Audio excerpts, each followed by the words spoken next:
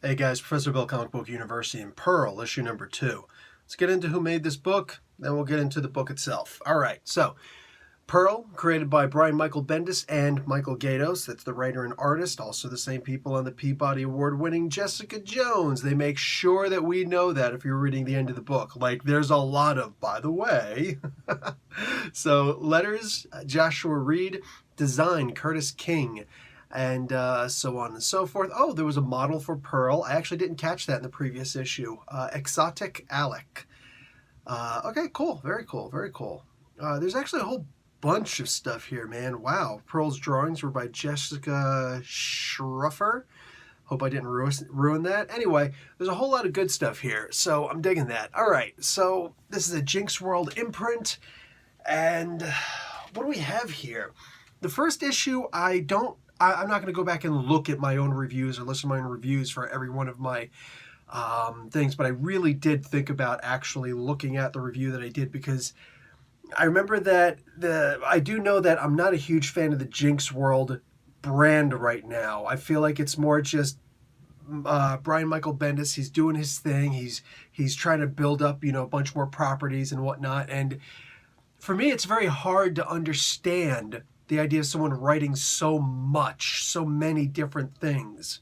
For me, the idea of even just somebody like, let's say, what's his name, R.A. Salvatore, writing 2 novels, one for Wizards of the Coast and one for his own meanderings per year is absurd to me. It's absurd to me. But then I think, so I wonder, like, how could they possibly put any effort into it? But then I remind myself that there are a lot of people who say, Professor Bill, how do you read so many comics during the week? I mean, I've got a part-time job, which I make pretty good money in, and I take care of my kids. I'm a stay-at-home dad, and I read all these comic books, do these reviews, and I do a whole bunch of things on my channel. And I forget that a lot of people look at me and say, how are you doing so much? And I think that without the proof of how much effort I put into these things, somebody who just sees all the videos might think to themselves, or who sees the videos like by looking at the thumbs and not actually clicking on the videos, might think this guy couldn't possibly be putting his heart into any of these because he's just got too much stuff. So I realize what an absolute dum-dum I am. I'm very critical of myself for thinking that, why couldn't Brian Michael Bendis do all these things? Why couldn't he have all these ideas and just write them all down? I mean, he knows what he's doing. Writing down scripts is easy. For me, making videos is easy. I get people all the time asking me, Professor Bill, I really want to get into doing videos. How do I do it? And I take my time and I explain things to them. But at the same time, to me, it's like I have to think, how do I do them? What's the whole process that I did since I started? So why is this all about me? Because I realized that I'm going to have to take a completely different look at the way that I'm reading these Jinx World series. And of course, I don't have to read them all. I'm not going to read them all. There's way too many, dude. Way too many. All right, I have to devote all of my indie comics time to the Jinx World series if that were the case. There's also the Millarverse and a whole bunch of other good stuff out there. So I'm not going to do that. I'm not going to do that. Pearl, however, there is something there. And this was the first one that I remember reading from the Jinx World series. It was good, but I didn't understand it. Now I realize that the mystery is that we're not going to understand it. And most of that is because of reading the lengthy stuff at the back of the book that Brian Michael Bendis directly writes to us. How does this guy find the time to write? So that was about as appreciative as I could possibly feel towards the man for doing for us. Because he's, well, I don't know, everything that we do is for some kind of a purpose, some kind of self-serving purpose. You know what I'm saying? And that doesn't necessarily mean that others can't benefit from it also. But I understand why he did it. And again, I'm just very thankful that he did, because it helps me to understand this creation of his and Mr. Gaydos's so that I can actually enjoy the comic book. Pearl is a very interesting character. She's got... there are some people who are good at a lot of different things, and then there's some people who are just good at 1 or 2 things, like mastery level things. One of the people I always think about in that regard, why am I blanking on his name? The lead guitarist, Tommy Morello from Rage Against the Machine. The guy is a masterful engineer and, like musical engineer, sound engineer, and guitarist. Master level. He's also got a degree in history, right? So so therefore that helps out with his songwriting, but that's also his creativity. So there's a couple things this guy could do that's absolutely amazing. Devin Townsend, I think is his name. I'm just blanking on names right now, but he's somebody who also, wow, how are you so good at these couple of things that you do? That's incredible. It's absolutely incredible. So likewise, I'm trying to compare Pearl to characters like this. From her mother, she gets her amazing tattooing skills, which were honed. All right, which were honed. Yes, she had some natural skill. I don't know how much yet, but she had some natural skill from her mother. From her father, she has the natural skill of being an assassin. I couldn't deduce that from the first issue. This issue, it's blatant, it's in your face.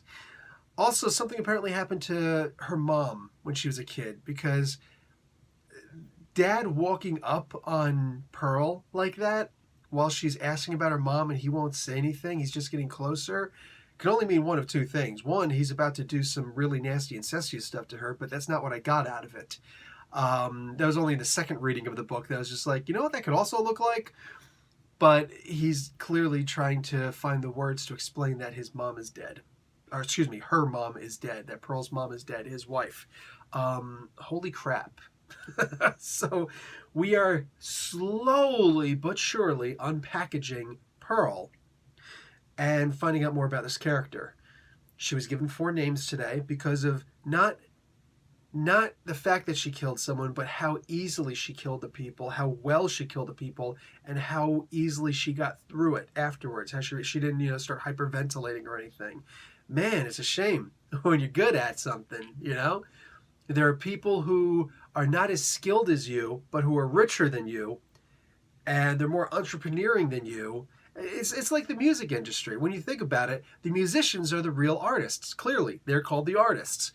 Yet you have a bunch of, for the most part, scumbags, and everybody in the music industry will explain that to you. Scumbags who are going to come and say, hey man, listen, I'll give you a record deal. I'll give you 3 record deals, and I'll own all of the things that you do up to, and you'll give me 10% of everything you do. And just listen to that podcast that Steve Perry had with, what's his name, with Joe Rogan. You know what I'm saying? So, was it Steve Perry? Joe Tyler, excuse me. It was Joe Tyler who actually had the interview. I'd love Steve Perry to do an interview with him also. But the idea is, this Mr. Mike guy, he recognizes what she's capable of doing and says, oh, you can do more for me. Wow. It's always about me. And of course, there's the people within the corporation that don't really have that much power, just a little bit of power, like the guy who comes by and collects the envelope, the protection money all the time. He's been doing it with her parents. He's been doing it, and now he's doing it with her, with Pearl.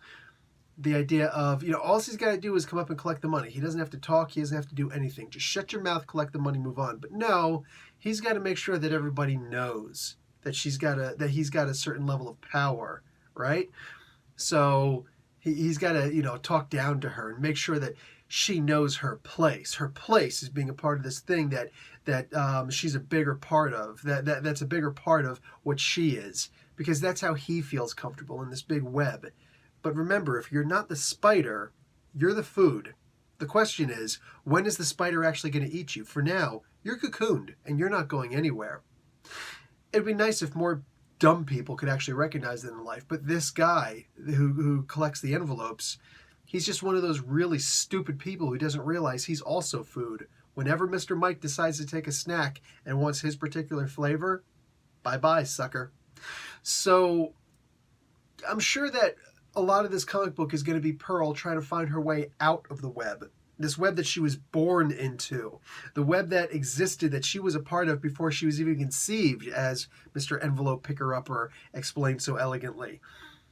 There is so much inside of this comic book to unpack. And what's funny is, I know a lot of people really got attached to this comic book with the first issue.